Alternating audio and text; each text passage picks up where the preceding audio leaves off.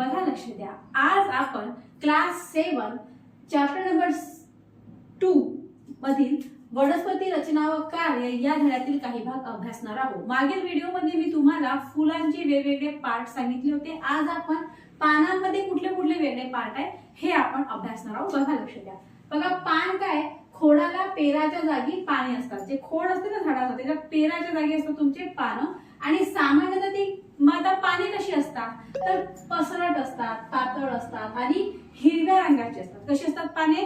पसरट असतात, पातळ असतात आणि हिरव्या रंगाची असतात। आणि पाण्याचा हा जो एक असा पसरट भाग असतो ना त्याला काय म्हटलं जातं? पर्णपत्र, लीफ ब्लेड असं त्याला म्हटलं जातं। मग आता पर्णपत्राच्या कडेला काय असतात?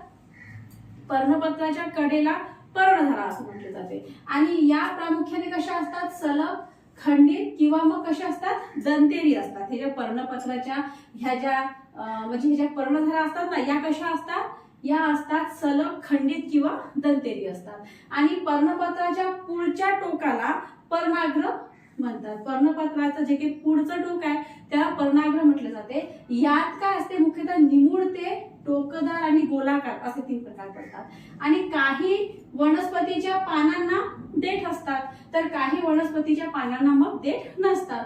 तर पर्णपत्राच्या खोडाशी जोडलेला जो भाग आहे तो म्हणजे काय? तुमचं पर्ण। बघा यामध्ये पर्णाच्या पानाच्या वेगवेगळे जे छोटे छोटे पार्ट्स असतात ना तर छोटे छोटे पार्ट्स अतिशय योग्य रीतीने डिफाइन करून सांगितलेले आहेत। ठीक आहे, बघा काही पानांच्या पर्णतलापाशी छोट्या पानासारखा भाग दिसतो, याला उपपर्ण म्हणतात। ओके, आणि काही वनस्पतीच्या पानामध्ये एकच पर्णपत्र असून एकच मध्यशीर असते, अशा पानांना साधे पान म्हणतात। पानांचे 2 प्रकार, एक साधे पान, एक कुठलं पान आहे तुमचं? संयुक्त पान। काही पानामध्ये मुख्य शिरेभोवती पर्णपत्र अनेक लहान लहान पर्णिकामध्ये विभागले असते, अशा पानांना संयुक्त पान म्हटले जाते। पानाचे 2 प्रकार, एक साधं पान, एक संयुक्त पान। आता बघा पिंपळाचे पर्णपत्र कसे आहे? पिंपळाचं पान पाहिलं तुम्ही सर्वांनी। पिंपळाच्या पर्णपत्रामध्ये काय काय असते त्यांनी सांगितलेलं आहे। पिंपळाचे जे काही पर्णपत्र असते त्याच्या मधोमध एक जाड शीर असते आणि त्यामुळे काय ते मुख्य पर्णपत्र 2 भागांमध्ये विभागले असते। पिंपळाचे पान पाहिलं तुम्ही, त्याच्यामध्ये एक जाड शीर असते, ते 2 भागामध्ये विभागलेलं असते। बघितलं तुम्ही किती मोठं असते ना ते पिंपळाचं पान।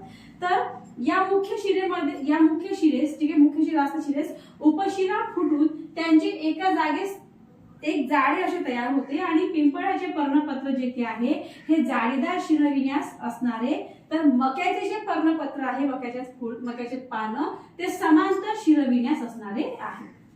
बघा परत तुम्हाला मी समजावून सांगते, एकदा रिपीट करू म्हणजे तुमच्या लक्षात येईल मी काय सांगत आहे। बघा याच्यामध्ये हे पान आहे ना, हे पाण्याचं वेगवेगळं पार्ट मध्ये सांगितलं, पुस्तकामध्ये दिलेलं आहे। पुस्तकामध्ये आकृती दिली आहे आणि पूर्ण सांगितलं नेमकं काय काय आहे।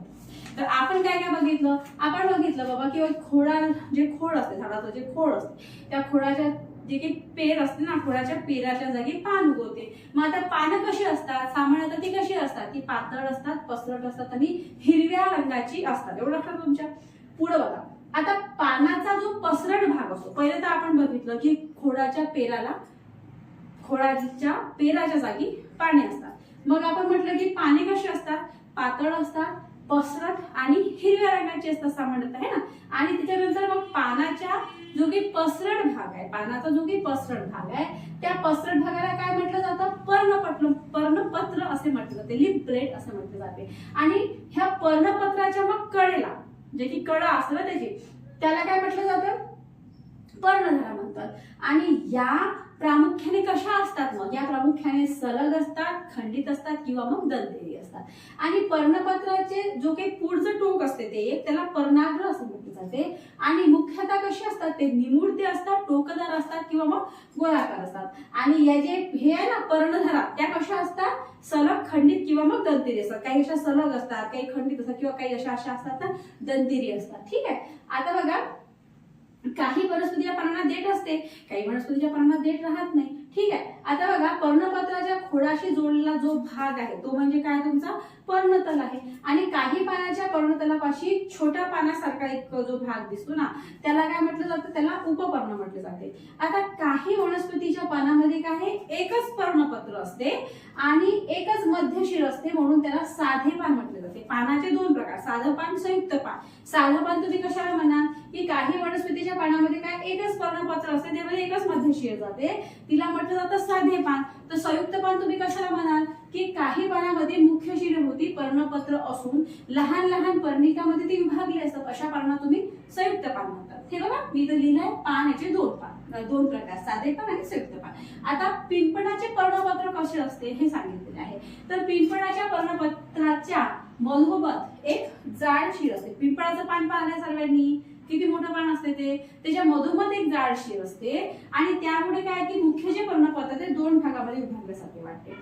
या मुख्य शिरेस काय म्हटलं जातं, या मुख्य शिरा जी असते ना त्याला उपशिरा फुटून काय होते, त्याचे एक जाडेच तयार होऊन जाते. आता पिंपळाचे पर्णपत्र हे जाळीदार शिरविन्यास असणारे आहे, तर मग हे जे मक्याचे पर्णपत्र आहे ते समांतर शिरविन्यास असलेले आहे. आलं तुमच्या लक्षात. या पुढील भाग जो आहे तो आपण नेक्स्ट व्हिडिओ मध्ये बघूया. तोपर्यंत थांबूया. थँक्यू.